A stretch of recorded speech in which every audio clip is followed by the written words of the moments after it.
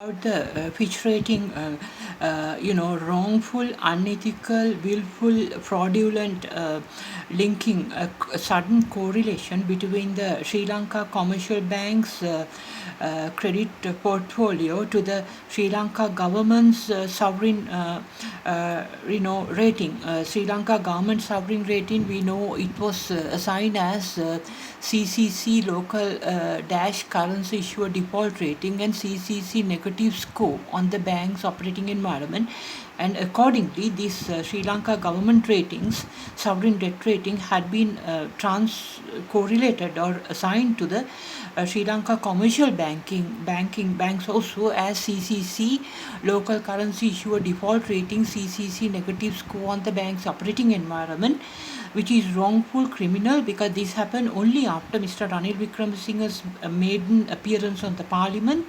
in which he said that the central Sri Lanka government depends on the commercial banks of Sri Lanka for for urgent requirements of foreign currency borrowing. Soon after that speech, I think based on the international LTT propaganda and activities, the Fitch rating had assigned the Sri Lanka commercial banks also CCC negative. The thing is, this reflects bad upon the Sri Lanka commercial bank, because when such a government CCC plus, CCC negative rating, especially CCC negative score on banks operating environment for commercial banks have been correlated to the Sri Lanka commercial banking sector, what happens is Sri Lanka commercial banks are all of a sudden unable to borrow overseas. That is the situation, because their credit ratings have been downgraded to Sri Lanka government sovereign credit ratings of CCC local currency issuer default rating. So now this has to be investigated, and in this way also the Fitch ratings all of a sudden they say that the tier 1 ratio have declined by 18 to 219 basic points as at end of 2020 for larger banks in Sri Lanka. And now I have mentioned earlier how the tier 1 is calculated. The tier 1 is actually under the agreements, under international agreements. It's a tier 1 capital standard is maintained to make sure that the commercial banks throughout the world have a certain capital or equity of the shareholders properly invested to match with its liabilities and assets. So in case of bankruptcy, the bankruptcy insolvency, the capital can be recovered. Always the capital is the shareholders funds, so that can be recovered to settle at least part of the depositors. Now accordingly the tier 1 has been set at the the Basel Accords as certain standards, and it's actually what happens is it's calculated by dividing the banks like total tier 1 assets. That means assets means the credit loans given by the bank by the total risk-weighted assets of the bank. So now the total tier 1 assets of the bank refers to a certain lending credit given to certain lending portfolios of the commercial banks, and that divided by the total risk weighted asset. Now for example, if the financial institutions total tier 1 assets are about 200 we'll say 200 billion rupees for commercial say for Sampath Bank, then if the total risk weighted assets say 1200 billion rupees, then 200 divided by 1200 would be, and into 100 it's 16.66. So there's a tier 1 ratio for this bank that I have mentioned is say 16.66. So Sri Lanka's central bank, according to the Basel Accords, have stipulated 7.5, 9.5, 12.5 certain standards. So in this case it's 16.6. There's enough capital in the bank to repay the depositors in case of bankruptcy. So what the Fitch ratings say is something different. What the Fitch ratings what they mention in their report is that the Tier 1 ratios have declined in Sri Lanka tremendously during the past.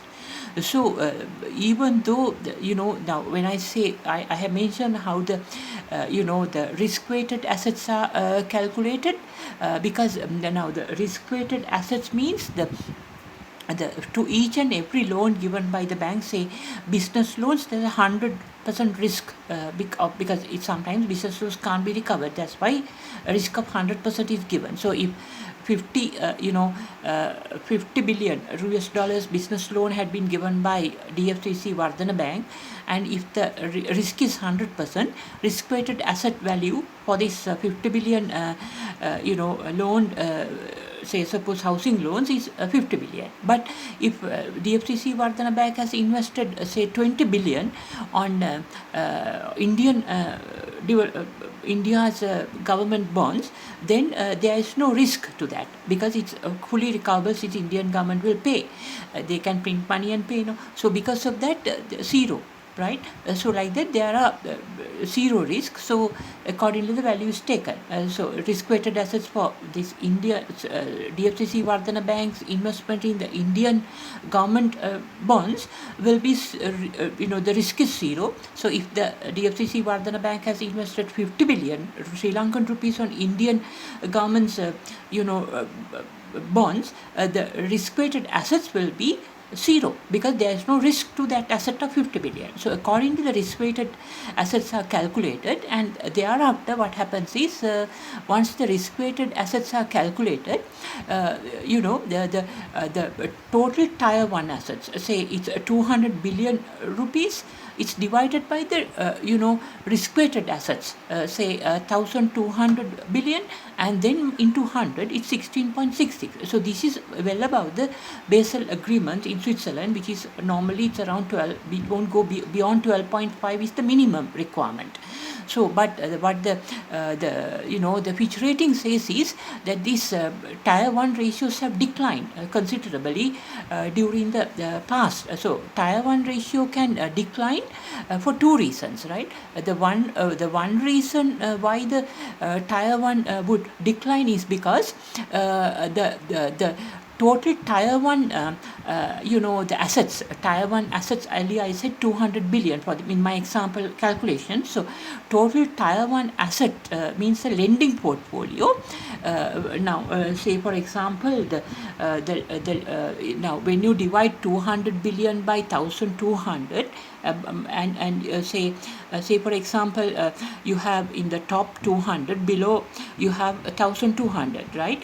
That means the numerator is 200 and denominator is 1,200. One is above, one is below. That is 1 over 2 or 2 over 2 divided by 4. So 2 is above, 4 is below, like that. 200 is above, 1,200 is below. So in that case it's a fraction. The fraction value can drop for two reasons. One is because the below value, that is 1,200, the denominator value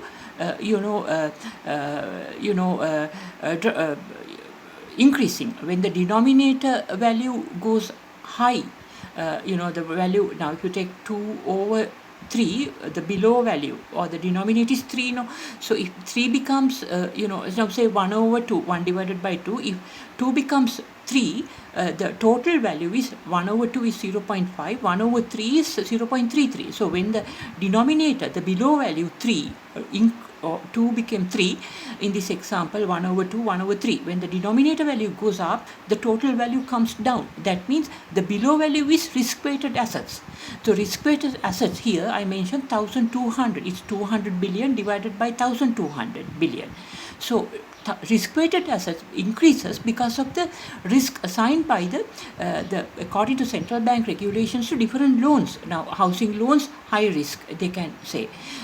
Business loans, even 100% risk.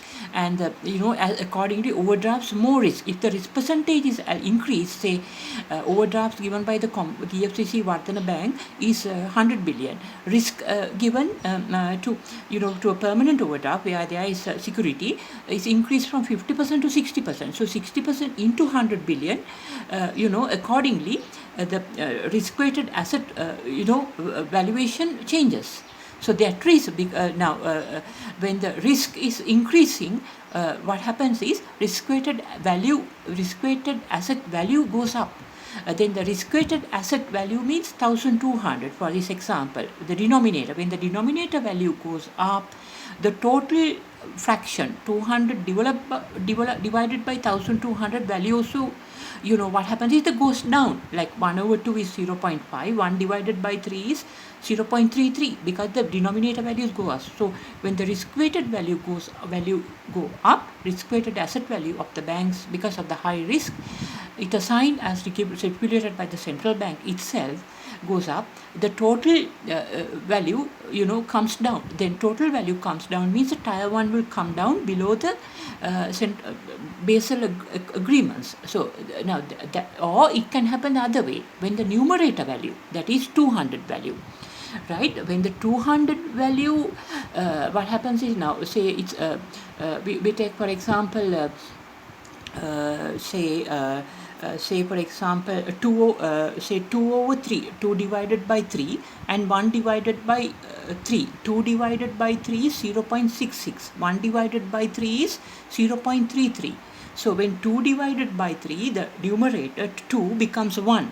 The total numerator is 200 billion here. That means the total tier 1 assets. When the total tier 1 assets drop,